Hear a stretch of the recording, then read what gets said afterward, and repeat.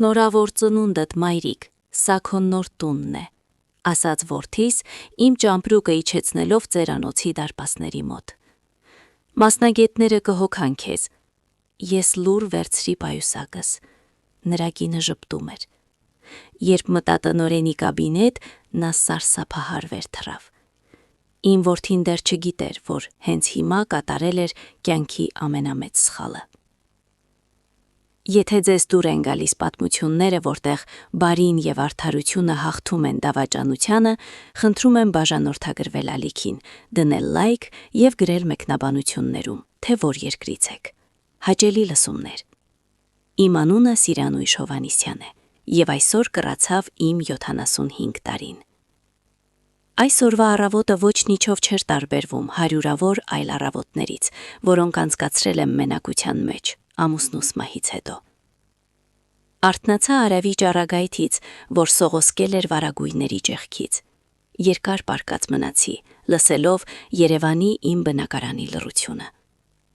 Հոտերս ցավում էին ինչպես հին ապականված դաշնամուր, հիշեցնելով, որ երիտասարդությունը հեռու է մնացել։ Վեր կացա հագասիրելի տաք խալատս եւ գնացի խոհանոց։ Թեյ պատրաստեցի նույն բաժակով, որի բռնակի մոտ կա հազիվ նկատելի ճակ, որը ինձ երբեմնի դպրոցական Հայկը իմ որդին նվիրել էր։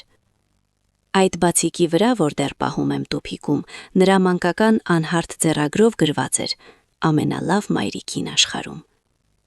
Նայում էի բաժակին եւ մտածում, ուր անհետացավ այդ տղան։ Ժամը 10-ին դռան զանգը հնչեց։ Գիտեի, որ նրանք են, Հայկը եւ նրա կինը Լիլիթը։ Խոստացել էին գալ շնորհավորելու։ Բացեցի դուռը։ Շեմին կանգնած էր իմ որդին, բարձրահասակ, գեղեցիկ, թանկարժեք կոստյումով, որ կատարյալ նստած էր նրա վրա։ Կողքին Լիլիթը, ինչպես միշտ անթերի, սանվրվածք դիմահարդարում, շուրթերին քաղաքավարի, բայց սառը ժպիտ։ Մայրիկ, շնորհավոր ծնունդդ, ուրախ ասաց Հայկը մեկներով վարդերի փունջ։ Շնորհավոր տարեդարձով Սիրանույշ Հովհաննիսյան, ավելացրեց Լիլիթը, համբուրելով իմ այտը։ Նրանից հոտ էր գալիս ինչ-որ սուր, նորաձև օծանելիք, որ բոլորովին չէր համապատասխանում իմ հին բնակարանի հարմարավետությանը։ Հրավիրեցի նրանց խոհանոց, ծաղիկները դրեցի ծաղկամանի մեջ, թեյ լցրի։ Նրանք նստեցին սեղանի մոտ, շուրջը նայելով։ Գիտեի այդ հայացքը, դրանում խառնված էր կարեկցանք եւ գերազանցության զգացում։ Նայում էին իմ հին, բայց մաքուր վարագույրներին, մաշված լինոլեումին, պատերին կախված լուսանկարներին եւ վստահ եմ մտածում էին, ինչպես եմ ապրում այս անցյալի թանգարանում։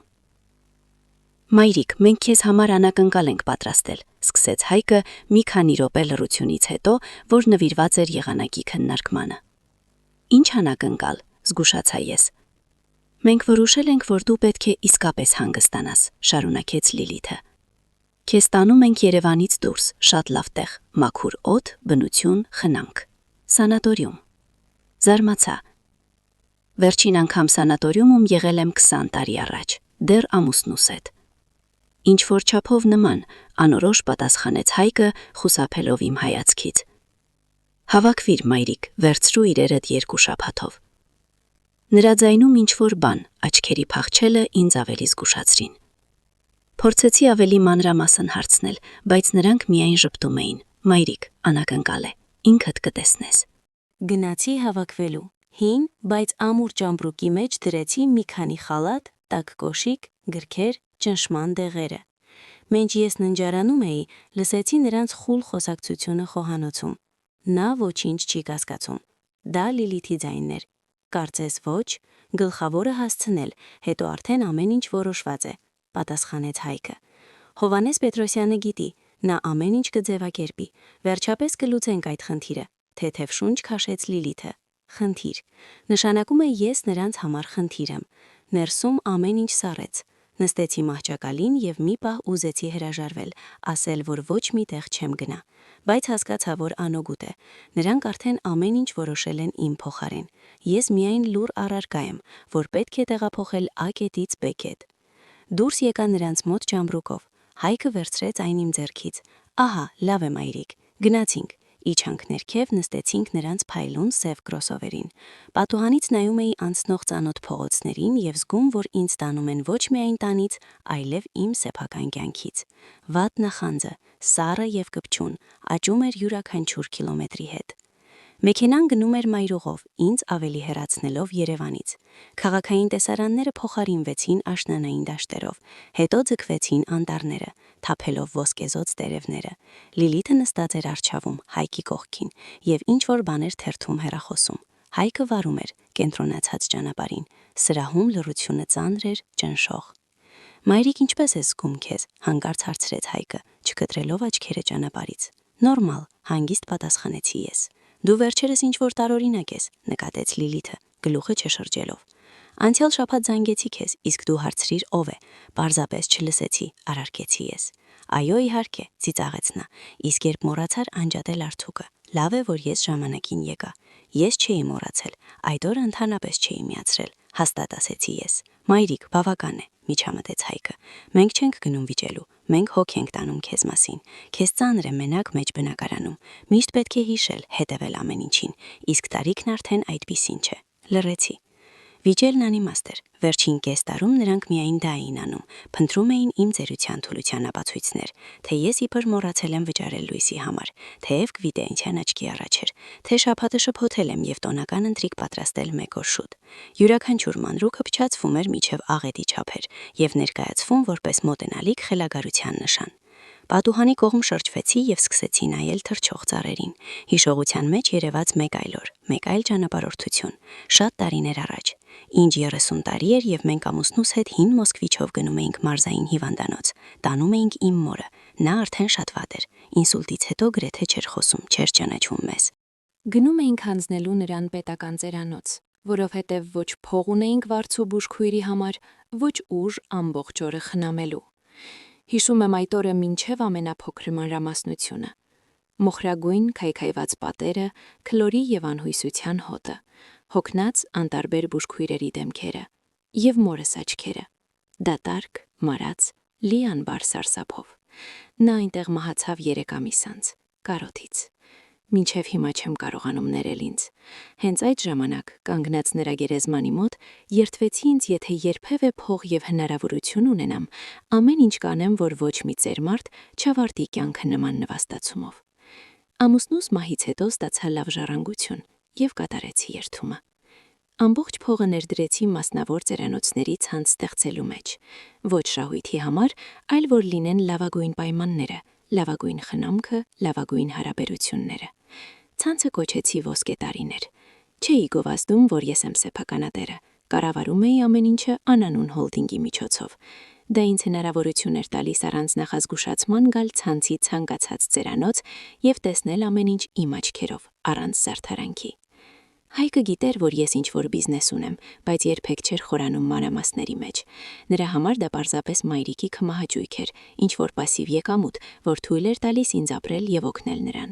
Նա նույնիսկ չէր կասկածում մասշտաբների մասին։ Մայրիկ, ինչու ես լռում։ Հայկի ձայնը ինձ դուրս բերեց հիշողություններից։ Մտածում եմ, կարճ պատասխանեցի։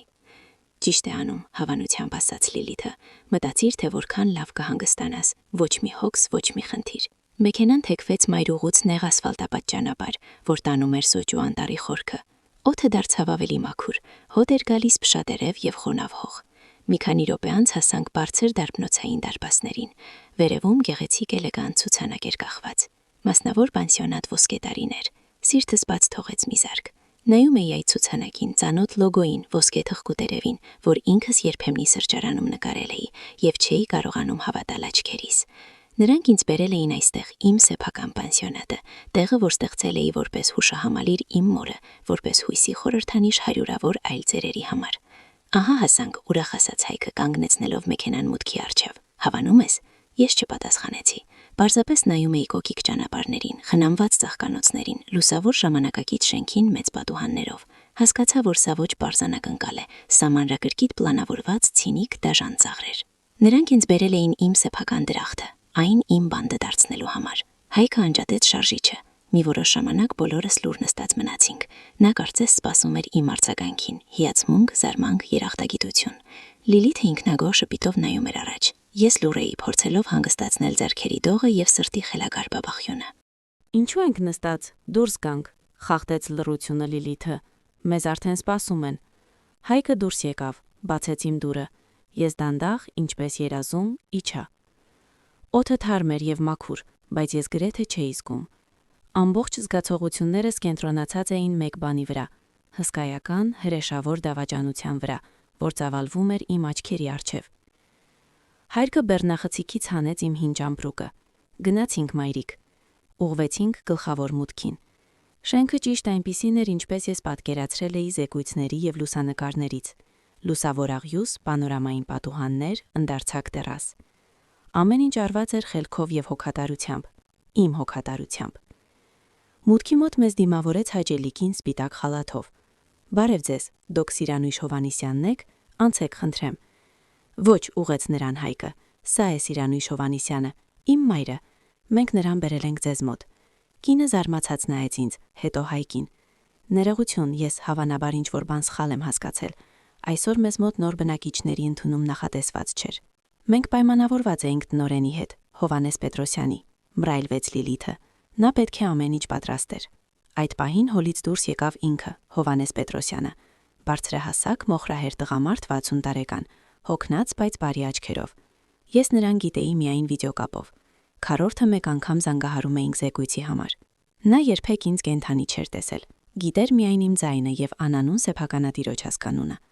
Հայկ, Լիլիթ։ Նա մոտեցավ մեզ։ Ձեզ սպասում էի։ Իսկ սա, հասկանում եմ, ձեր մայրն է։ Այո, գլխով արեց Հայկը, Սիրանույշ Հովանիսյան։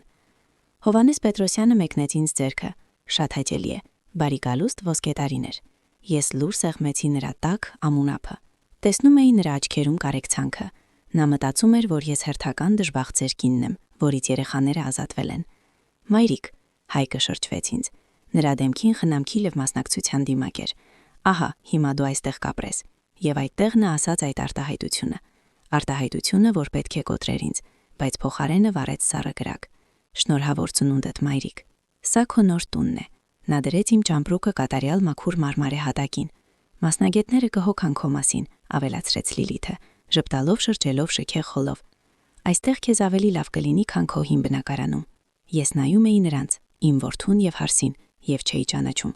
Սրանք օտար դաժան մարդիկ էին, որ ժպտալով ինձ ուղարկում էին աքսոր։ Իմ ծննդյան օրը։ Մենք հավանաբար կգնանք, ասաց Հայկը։ Դեռ մի տեղ պետք է գնանք։ Դուք նույնիսկ թեյ չեք խմի ինձ հետ, հանգիստ հարցրի ես։ Մայրիկ ջան, ինչ ես ասում։ Ձեռքերը թափահարեց Լիլիթը։ Քեզ պետք է ընտելանաս, ծանոթանաս անձնակազմի հետ։ Մենք չենք խանգարի քեզ։ Վաղը կզանգենք։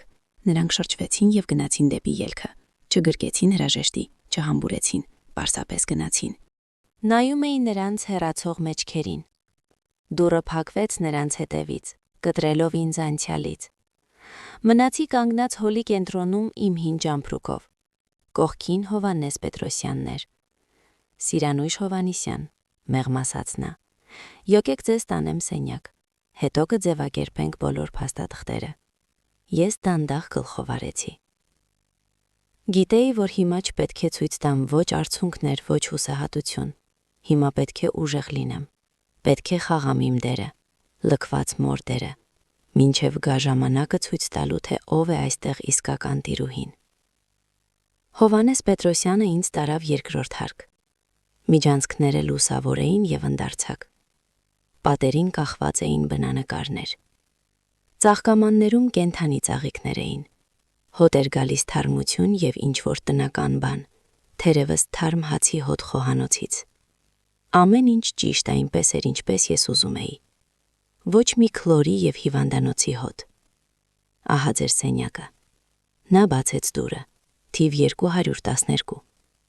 Սենյակը փոքր էր, բայց շատ հարմարավետ։ Մեծ մահճակալ օրթոպեդիկ ներքնակով, հարմարավետ բասկաթոռ պատուհանի մոտ, փոքր սեղան, հեռուստացույց պատին եւ առանձին սանհանգույց անվտանգության բռնակներով։ Ես ինքս էի հաստատել այս նախագիծը, յուրաքանչյուր մանրուք։ Տեղավորվեք, ասաց Հովանես Պետրոսյանը։ Կես ժամ անց կգամ ձեզ համար եւ կգնանք իմ կաբինետ ձևակերպումների համար։ Եթե ինչ-որ բան պետք լինի, ահա անձնակազմի կանչի կոծակը։ Նա դուրս եկավ հանգիստ փակելով դուռը։ Մնացի մենակ։ Մոտեցա պատուհանին, դրանից բացվում էր տեսարան դեպի սոճու անտառ և փոքր լիճ։ Գեղեցիկ, հանգիստ, իդեալական տեղ ծերությունն անցկացնելու, կամ խելագարվելու մենակությունից և դավաճանությունից։ Նստեցի բազկաթոռին և միայն այդ ժամանակ թույլ տվեցի ինձ շունչ քաշել։ Արդյունքները չեկան։ Ներսում ինչ-որ սառը դատարկություն էր։ Ոչ ցավ չէի զգում, ոչ վիրավորանք։ Միայն սառը հանգստություն։ Մտածում էի Հայկի և Լիլիթի մասին։ Ինչու՞։ Ինչի համար էր պետք սա։ Իմ բնակարանը այդքան փող չարժե, որ նման ներկայացում խաղան։ Իմ խնայողությունները նրանք չգիտեին, թե իրականում որքան ունեմ։ Նշանակում է գործը միայն փողի մեջ չէր։ Ես նրանց համար խնդիր էի։ Ծանրաբեռնվածություն, հիշեցում, որ նրանք միշտ չէ, որ այդքան հաջողակ և հարուստ են եղել։ Ես նրանց անցյալն էի, որից ուզում էին ազատվել։ Վեր կացա և սկսեցի զննել սենյակը։ Բացեցի պահարանը, ստուգեցի կոմոդի դարակները։ Ամեն ինչ նոր էր, մաքուր, որակյալ։ Մոտեցա մաղթակալին, ձեռքս անցկացրի ծածկոցով, փափուկ, հաճելի գործվածք։ Գիտեի, որ այս պանսիոնատում ամեն ինչ բարձր մակարդակի վրա է։ Ես ինքս էի պահանջում դա իմ կառավարիչներից։ Կես ժամ անց, ինչպես խոստացել էր, եկավ Հովհաննես Պետրոսյանը։ Ինչպես եք, մի քիչ ընտելացաք։ Այո, շնորհակալություն։ Այստեղ շատ հարմարավետ է, պատասխանեցի բառեր ընտրելով։ Գնացինք միջանցքով։ Փորձում էի դանդաղ քայլել, թույլ, շփոթված ձեր կնոջ դերը խաղալ։ Տեսնում էի, թե ինչպես է նա կարեկցանքով նայում ինձ։ Անցնում էինք ընդհանուր հյուրասենյակի կողքով։ Այնտեղ բազմոցներին նստած էին մի քանի ծեր մարդիկ։ Ոմանք գիրք էին կարդում, ոմանք հեռուստացույց նայում։ Երկուսը շախմատ էին խաղում։ Մթնոլորտը հանգիստ էր, խաղաղ։ Ինձ մոտեցավ բուժքույը, երիտասարդ աղջիկ, բարի աչքերով։ Բարև ձեզ, Սիրանույշ Հովհաննիսյան։ Ես Անին եմ, եթե ինչ-որ բան պետք լինի, դիմեք։ Շնորհակալություն, Անի ջան, շպտացի ես։ Տեսնում էի, որ անձնակազմը ճիշտ է ընտրված, քաղաքավարի, ուշադիր, առանց այն պաշտոնական անտարբերության, որ այդքան լավ հիշում էի իմ մոր մահացած հիվանդանոցից։ Տնօրենի կաբինետը առաջին հարկում էր։ Մեծ, լուսավոր, պատուհանները դեպի այգի։ Հովհաննես Պետրոսյանը առաջարկեց նստել իր սեղանի դիմացի բազկաթոռին։ Եկեք սկսենք, պետք կլինեն ձեր անձնագրի տվյալները և առողջության մասին որոշ տեղեկություններ։ Նա հանեց հարցաթերթիկ և գրիչ։ Ես նայում էի նրան և մտածում, ինչպես ասեմ, թե ով եմ։ Հիմա ասեմ, ոչ, դեռ շուտ է։ Ուզում էի տեսնել, թե ինչպես կվարվի, ինչ կհարցնի։ Ուզում էի խաղալ դերը մինչև վերջ։ Սիրանույշ Հովհաննիսյան, նայեց ինձ ակնոցների վրայով։ Ձեր որդին ասաց, որ դուք հիշողության հետ խնդիրներ ունեք, այդպես է։ Երբեմն մի քիչ, խոսափողական պատասխանեցի։ Հասկանալի է, գլխով արեց նա։ Մի անհանգստացեք, մեզ մոտ հրաշալի մասնագետներ կան։ Մենք կօգնենք ձեզ։ Նա հարցեր էր տալիս, ես հանգիստ, դանդաղ պատասխանում էի, մի քիչ կմկմալով։ Տեսնում էի, որ նա հավատում է ինձ, հավատում է իմ անօգնական զոհի կերպարին։ Եվ դրանից ես ինձ վատ էի զգում։ Նա լավ մարդ է, պրոֆեսիոնալ, և նա էլ դարձել էր այս խաբեության մաս, ինքը չիմանալով։ Երբ ավարտեցինք հարցաթերթիկը, նա դրեց գրիչը և ասաց. այսօր ամեն ինչ, հիմա հանգստացեք։ Վաղը առավոտյան կգա մեր բժիշկը, զննման։ Ես վեր կացա գնալու, բայց դրան մոտ կանգ առա։ Հովհաննես Պետրոսյան, ասացի ես, կարող եք ցույց տալ ձեր պանսիոնատի կանոնադրական փաստաթղթերը, պարզապես հետաքրքիր է։ Նա զարմացած բարձրացրեց հոնքերը։ Ինչու է պետք ձեզ։ Պարզապես ուզում եմ իմանալ, թե որտեղ եմ հայտնվել։ Նա մի պահ մտածեց, հետո ուսերը թոթվեց։ Լավ, կխնդրեմ իրավաբանին պատրաստել ձեզ համար պատճենները։ Դուրս եկա կաբինետից։ Առաջին քայլը արված էր։ Գիտեի, որ երկնատեսնի իմ ազգանունը հոլդինգի հիմնադիրների ցանցում, որին պատկանում է ամբողջ ոսկեդարիներ ցանցը, նրա զարմանքը կվերածվի շոկի։ Խաղը սկսված էր։ Սենյակ վերադառնալով նա խանեցի ճամպրուկից գիրքը։ Ընթերցանությունը միշտ օգնում էր հանգստանալ, մտքերս կարգի բերել, բայց կենտրոնանալ չէի կարողանում։ Բառերը պղտորվում էին աչքերիս առջև։ Մտածում էի Հայկի մասին։ Իրոք նա հավատաց իմ հիվանդությանը, թե դա պարզապես հարմար արդարացում էր իր արարքը հիմնավորելու համար։ Մոտեցա պատուհանին։ Այգում զբոսնում էին պանսիոնատի բնակիչները։ Ոմանք նստած էին նստարաններին, ծածկված վերմակներով, ոմանք դանդաղ քայլում էին ճանապարհներով։ Նրանք հանգիստ էին թվում, խնամված։ Տեսնում էի, որ նրանց այստեղ լավ է, եւ դրանից հոգիս մի քիչ թեթևացավ։ Իմ գործը, այն ինչին նվիրել էի ամբողջ հոգիս եւ փողերս, աշխատում էր։ Այն օգուտ էր բերում մարդկանց, եւ դա գլխավորն էր։ Երեկոյան սենյակս թակեց նույն բուժքույր Անին, Սիրանույշ Հովհաննիսյան։ Ինչպե՞ս եք զգում ձեզ։ Գուցե թեյ ուզեք կամ ինչ-որ բան ուտելու։ Շնորհակալություն Անի ջան, թեյից չեմ հրաժարվի։ Նա արագ բերեց բուրավետ խոտային թեյի բաժակ եւ ափսետ խվածքաբլիթներով։ Եթե ինչ-որ բան պետք լինի, այսօր ամբողջ գիշեր ես եմ հերթապահում։ Մի ամաչեք, սեղմեք կոճակը։ Դուք վաղուց եք աշխատում այստեղ, հարցրի ես։ Արդեն 3-րդ տարին։ Շատ եմ սիրում այստեղ։ Մեզ մոտ հրաշալի կոլեկտիվ է եւ տնօրեն Հովհաննես Պետրոսյանը, շատ պարկեշտ մարդ։ Իսկ բնակիչները չեն բողոքում, ինչ եք ասում, ժպտաց նա։ Բոլորը շատ գոհ են։ Պայմանները հրաշալի են, խնամքը։ Ոմանք ասում են, որ այստեղ ավելի լավ է, քան տանը։ Նա գնաց, իսկ ես մնացի իմ մտքերի հետ։ Նշանակում է Հովհաննես Պետրոսյանը իսկապես լավ ղեկավար է։ Դա ուրախացնում էր։ Բայց դա էլ բարդացնում էր իմ խնդիրը։ Տհաճ էր նրան ներքաշել այս կեղտոտ պատմության մեջ։ Հաջորդ առավոտյան նախաճաշից հետո որոշեցի զբոսնել տարածքում։ Պանսիոնատը շրջապատված էր սոճու անտառով։ Օդը մաքուր էր, հարբեցնող։ Դանդաղ քայլում էի ասֆալտապատ ճանապարհով, շնչելով փշատերերի հոտը։ Ինձ ընդառաջ եկավ ձեր զույգ։ Նրանք գնում էին թևթի տակ, հանգիստ խոսելով։ Տեսնելով ինձ, ժպտացին եւ ողջունեցին։ Դուք նոր եկեք մեզ մոտ, հարցրեց կինը։ Այո, երեք եմ եկել։ Ընտելացեք, այստեղ լավ է, ասաց նրա ամուսինը, հանգիստ, վստահելի։ Քայլում էի առաջ, եւ որքան ավելի շատ էի տեսնում, այնքան ավելի էր ուժեղանում մի զգացումը։ Ես չէի կարող թույլ տալ, որ Հայկը եւ Լիլիթը կործանեն սա։ Ոչ միայն իմ կյանքը, այլև գործը, որ ինձ այդքան թանկ էր։ Օրվա ընթացքում, ինչպես խոստացել էր, եկավ բժիշկը, ձեր ինտելիգենտ տղամարդ։ Նա ուշադիր զննեց ինձ, հարցեր տվեց։ Ես անկեղծ պատասխանեցի, ոչինչ չթաքցնելով։ Ձեր որդու փոխանցած անալիզների համաձայն դուք ոչ մի լուրջ կոգնիտիվ խանգարում չունեք, ասաց նա ավարտելով զննումը։ Իսկ իմ որդին պնդում է հակառակը, դառնությամբ ժպտացի ես։ Բժիշկը հառաչեց։ Ցավոք նման բաներ լինում են։ Երբեմն երեխաները տեսնում են այն, ինչ ուզում են տեսնել։ Նրա գնալուց հետո զգացի ուժերի հոսք։ Ունեի մասնագետի եզրակացություն, որ ես առողջ մտքի եմ։ Սա իմ ձեռքում մեկ այլ կոզիր էր։ Որոշեցի գործել։ Մոտեցա բուժկետին։ Անի ջան, կարող ես Հովհաննես Պետրոսյանին փոխանցել, որ սպասում եմ այն փաստաթղթերը, որոնց մասին խոսել էինք։ Իհարկե, Սիրանույշ Հովհաննիսյան, հիմա կհիշեցնեմ նրան։ Վերադարձա սենյակ եւ սպասեցի։ Գիտեի, որ այդ պահը կդառնա շրջադարձային։ 1 ժամ անց թակեցին դուռս։ Հովհաննես Պետրոսյանն էր։ Ձեռքին բարակ թղթապանակ էր։ Ահա, ինչպես խնդրել էիք, ասաց, մեկնելով փաստաթղթերը, հոլդինգի կանոնադրական փաստաթղթերի պատճենը, որին պատկանում է մեր ցանցը։ Նա հանգիստ էր խոսում, բայց աչքերում հետաքրքրասիրություն էի տեսնում։ Չէր հասկանում, թե ինչի համար է պետք ինձ։ Վերցրի թղթապանակը,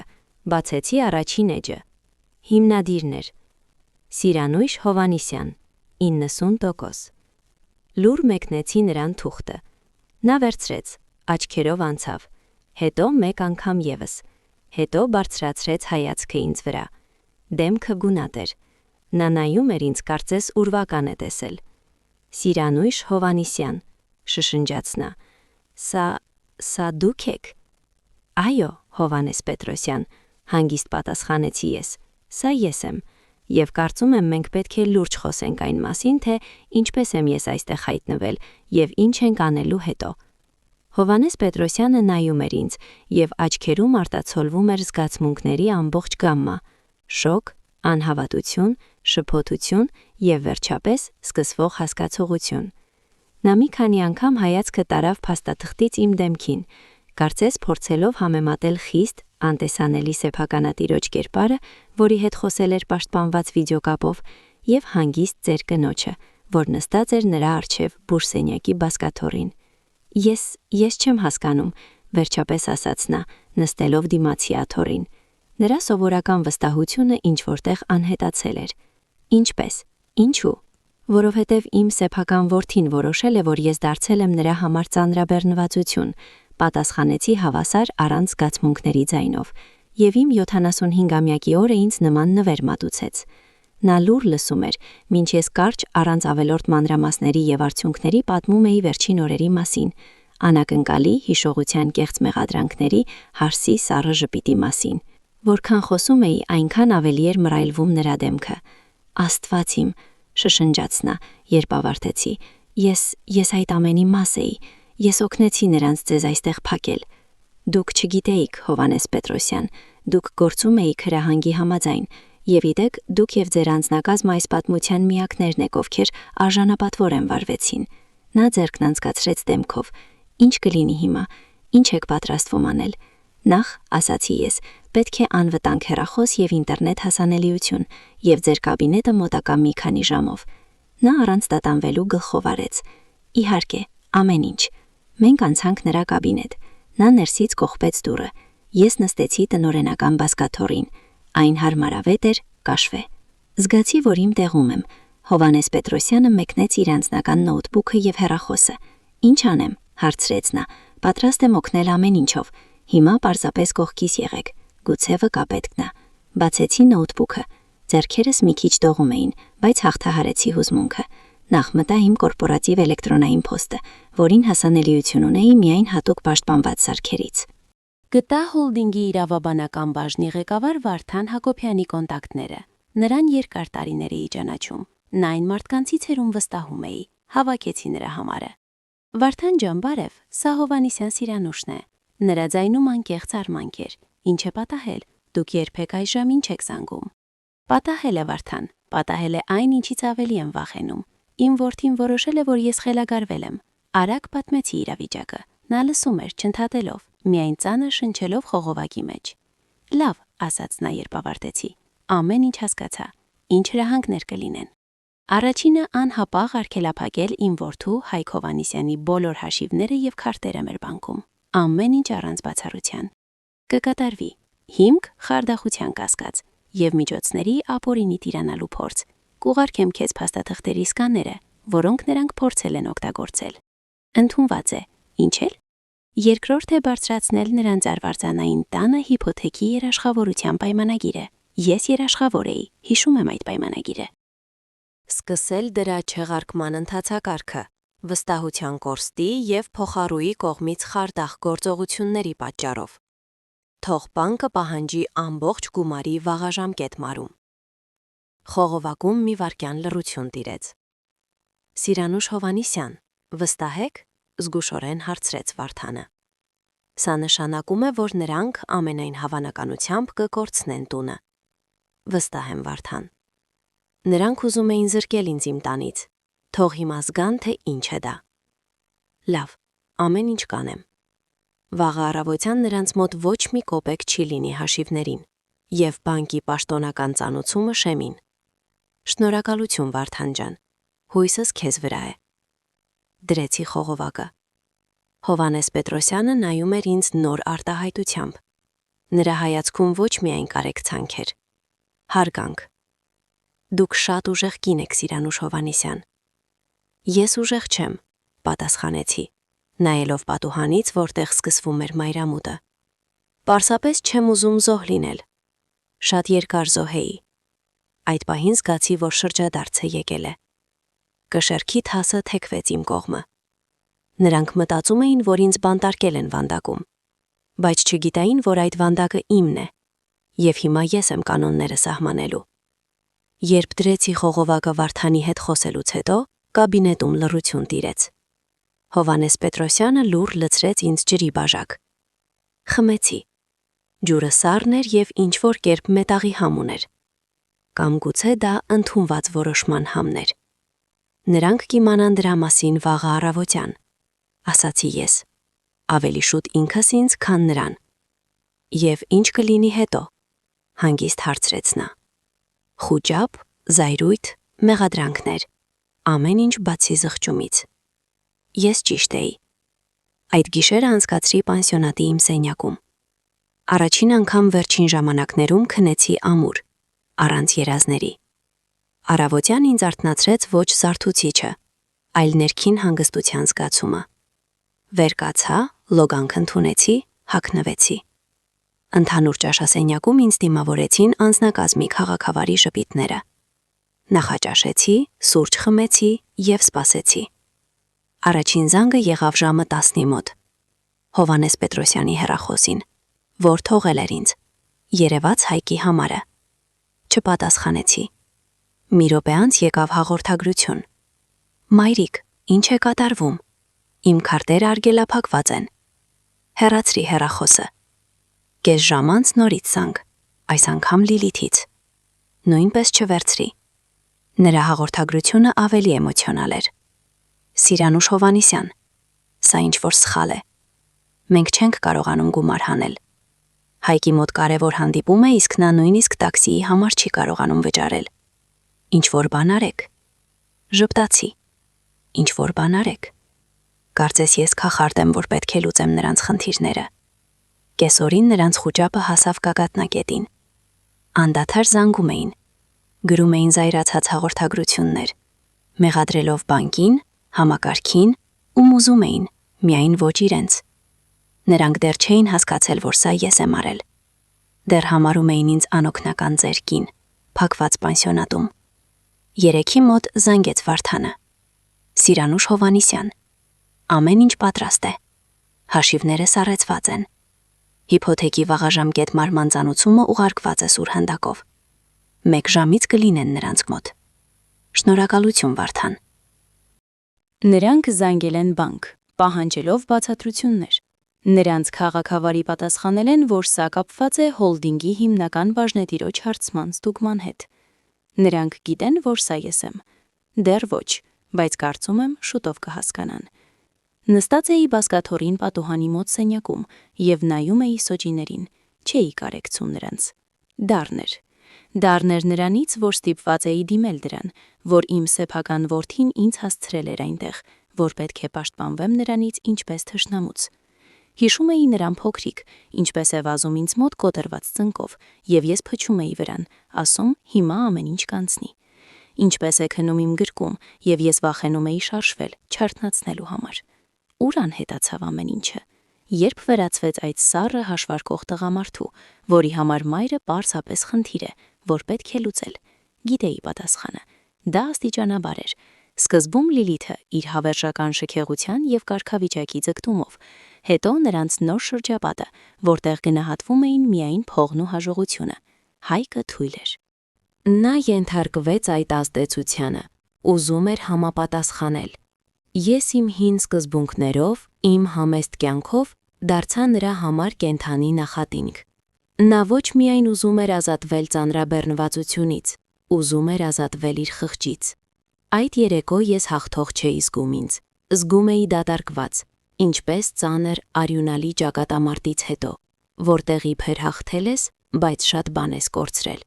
Կորցրել էի որդուս, գուցե ընդմիշտ։ Վաղ քնեցի, բայց քունս չէր տանում։ Գիշերվա լռության մեջ յուրաքանչյուր շարժ ձայնում էր որպես որոտ։ Մտածում էի վաղվա մասին։ Վաղը նրանք ամեն ինչ կհասկանան, և նրանց զայրույթը կթափվի իմ վրա ամբողջ ուժով։ Եվ չգիտեի կհերիքի ուժերս դիմանալու։ Բայց գիտեի մեկ բան, այլևս չեմ նահանջի։ Շատ երկար լռել եմ։ Հիմա ժամանակն է խոսելու, և թող լսեն իմ ձայնը։ Ձայնը կնոջ, որին փորձել էին ջնջել իրենց կյանքից, բայց ով ավելի ուժեղ էր, քան մտածում էին։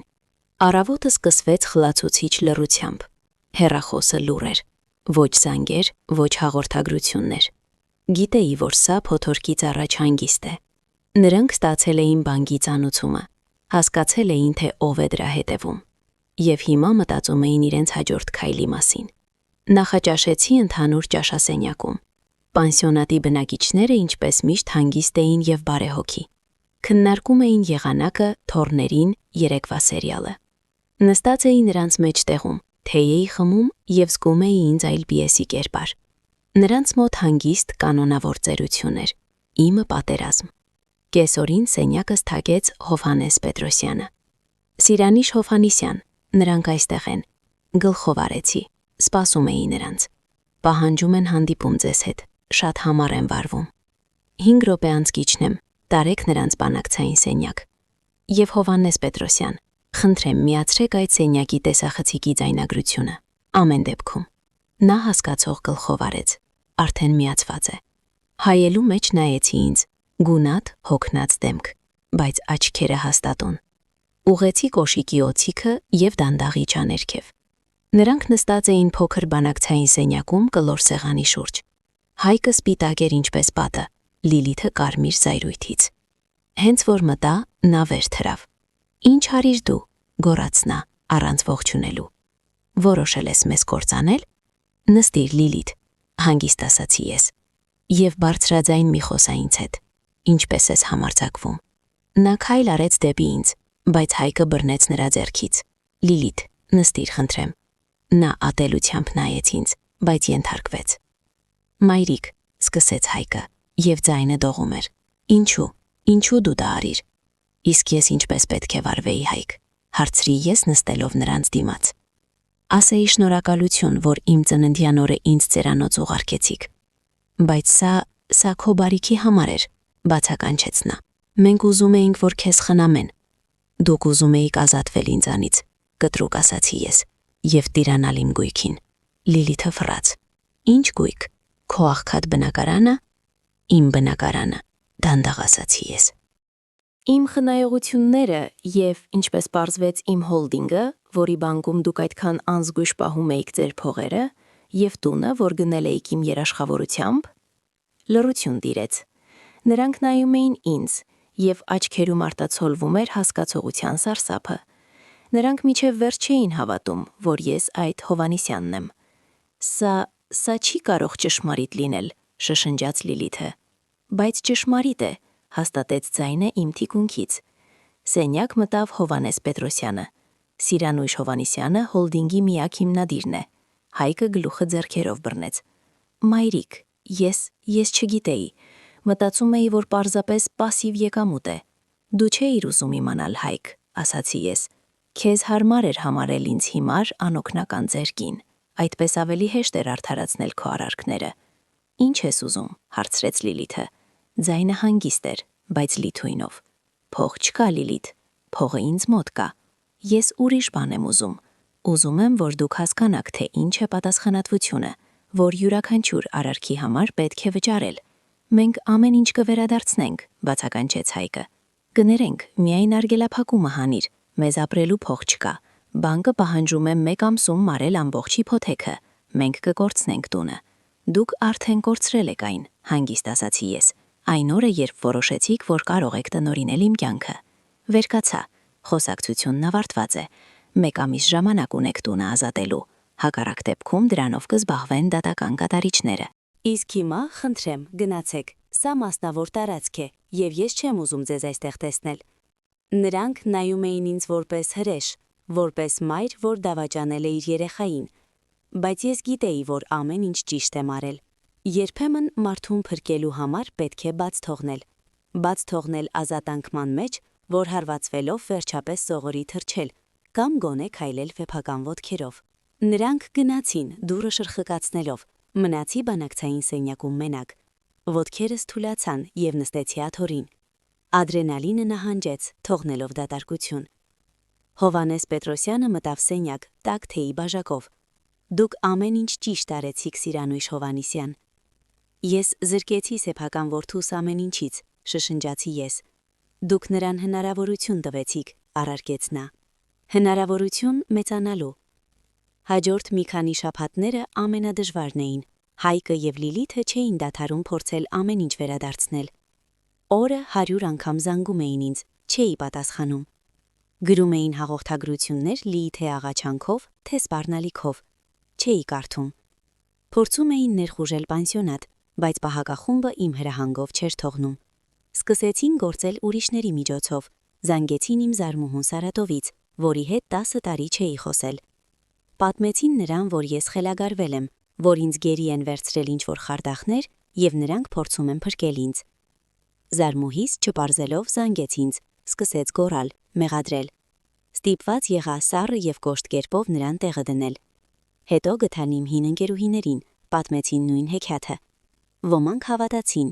դա ցավոտ էր, բայց դիմացա։ Իմ հին ընկեր իրավաբան Գևորգ Սիմոնյանը, որին խնդրել էի պաշտոնապես վարել այդ գործը, վերցրեց բոլոր բանակցությունները։ Նա իմ քարե պատն էր։ Սիրանույշ, մի տխրիր, ասում էր հեռախոսով։ Նրանք փորձում են ճնշել կարեկցանքի, մեղքի զգացման վրա։ Սա նրանց վերջին կոզիրն է։ Մի անգամ Լիլիթը սպասեց ինձ պանսիոնատի դարպասների մոտ, երբ զբոսանքից վերադառնում էի։ Նետվեց ինձ վրա, ծնկի իջավ։ Սիրանույշ Հովանիսյան, ներողություն, ես սխալվեցի, ամեն ինչ հասկացա։ Խնդրեմ, մի կործանեք մեր ընտանիքը։ Հայկը սարսափի եզրին է։ Լաց էր լինում, կարճած իմ վերարկուից։ Վերևից նայում էի նրան, նրա անթերի դիմահարդարումը, արցունքներից քսված, և ոչինչ չէի զգում, ոչ կարեկցանք, ոչ զայրույթ, միայն սառը հոգնածություն։ Վեր կաց, Լիլիթ, մի նվաստացիր։ Չեմ վեր կենա, մինչև չներես ինձ։ Քեզ ներում եմ, ասացի ես։ Բայց սա ոչինչ չի փոխում։ Որոշումը ընդունված է։ Զգուշորեն ազատեցի վերարկուս նրա ձեռքերից և գնացի դեպի մուտքը։ Նա մնաց կանգնած ծնկների վրա ճանապարհի կենտրոնում, բարձրաձայն լալով։ Մեկ ամիս անց, ինչպես նախատեսված էր, նրանք ազատեցին տունը, տեղափոխվեցին քաղաքի ծայրում փոքր վարձու բնակարան։ Հայկը կորցրեց աշխատանքը։ Նրան ազատեցին հենց որ սկսվեցին ֆինանսական խնդիրների մասին խոսակցությունները։ Լիլիթը սովոր շքեղությանը հուսահատության մեջ էր։ Գիտեի, որ ծանր է, բայց նաև գիտեի, որ սա միակ ճանապարհն է։ Նրանք պետք է անցնեին այս նվաստացումով, այս աղքատությամբ, որ հասկանան այն արժեքը, ինչը այդքան անփույթ կործանել էին՝ վստահություն, ընտանիք, սեր։ Ես վերադարձա իմ հին տուն, բայց ոչ ապրելու համար, վաճառքի հանեցի այն։ Այլևս չէի ուզում մնալ քաղաքում, որտեղ ամեն ինչ հիշեցնում էր դավաճանության մասին։ Տան վաճառքի փողը և խնայողությունների մասը դրեցի բանկում Հայկի անունով, բայց մեկ պայմանով՝ նա կկարողանա հասանելիություն ստանալ միայն 5 տարի անց և միայն այն դեպքում, եթե մշտական աշխատանք գտնի և անցնի հոգեբանի կուրս։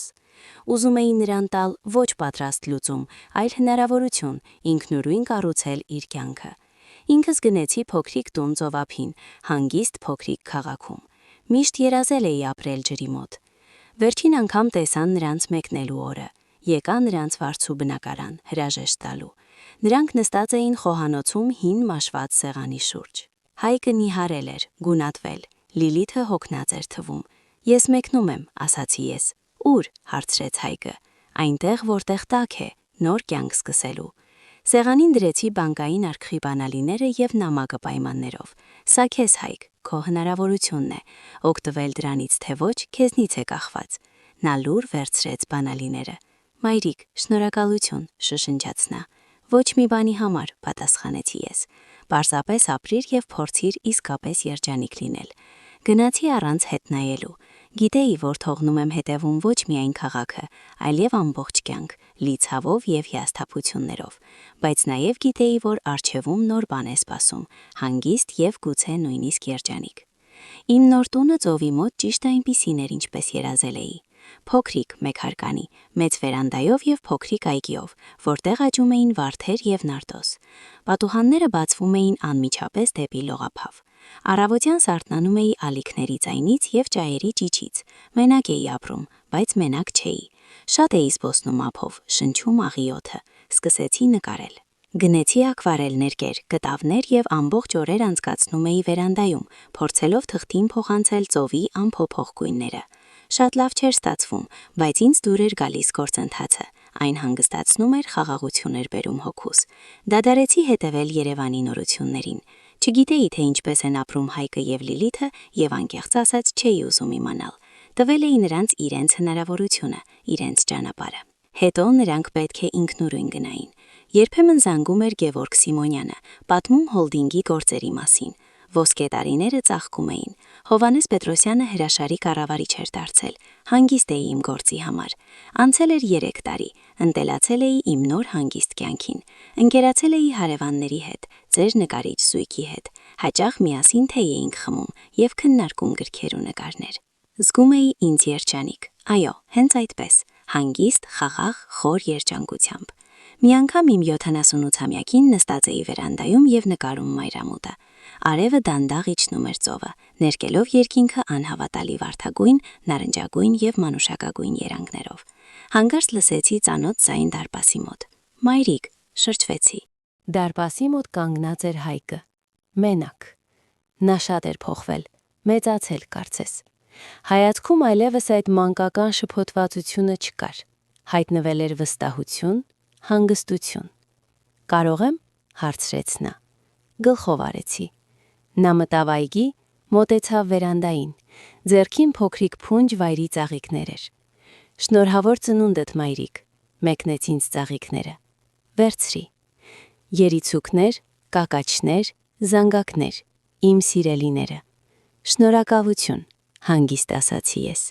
Երկար լռում էինք, նայելով ծովին։ Աշխատանք գտա, վերջապես ասաց նա։ Փոքր շինարարական ընկերությունում, մենեջեր։ Աշխատավարձը մեծ չէ, բայց ինձ դուր է գալիս, զգում եմ ինձ իմ տեղում։ Ուրախ եմ քեզ համար, Հայկ։ Մենք Լիլիթի հետ ամուսնալուծվեցինք, լռեցի։ Նա չկարողացավ ապրել առանց շխեղյության, իսկ ես հասկացա, որ ինձ դա պետք չէ։ Նայեց ինձ։ Օգտվեցի քո հնարավորությունից, մայրիկ, անցա թերապիա։ Շատ բան հասկացա իմ, հոր, քո մասին։ Ես սարսափելի որդի էի, ներիր ինձ։ Արդյունքներ եկան աչքերիս, բայց դա ոչ ցավի արդյունքներ էին, այլ թեթևացման։ Ես վաղուց եմ ներել քեզ որդիս, ասացի ես։ Նա մոտեցավ եւ ամուր գրկեց ինձ, ինչպես մանկության տարիներին, եւ ես պատասխանեցի գրկահառնությամբ։ Կարող եմ երբեմն գալ, հարցրեց նա։ Պարզապես քեզ մոտ լինելու համար։ Իհարկե, ժպտացի ես։ Իմ տունը միշտ բաց է քեզ համար։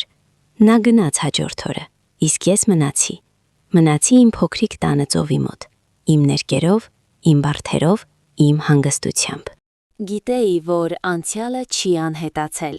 այն միշտ իմ մասնիկն է, բայց այլևս չի որոշում իմ կյանքը։ Հաղթել էի ոչ նրանց, այլ ինձ, իմ վախերը, իմ ցավը, իմ կախվածությունը ուրիշների կարծիքից։ Ձեռք էի բերել ավելի մեծ բան, քան փողն ու տները, ձեռք էի բերել ինձ, եւ դա իմ կյանքի ամենամեծ հաղթանակն էր։ Եթե ձեզ դուր եկավ այս պատմությունը, եթե այն դիպավ ձեր հոգու լարերին, խնդրեմ թողեք ձեր արձագանքը։ Ձեր մեկնաբանությունները լավագույն պարգևն են եւ ոգեշնչում նոր պատմություններ ստեղծելու համար։ Պատմություններ կյանքի, պայքարի եւ այն մասին, որ հույսը միշտ կա։ Այստեղ հեքիաթներ չեն, այստեղ կյանք է։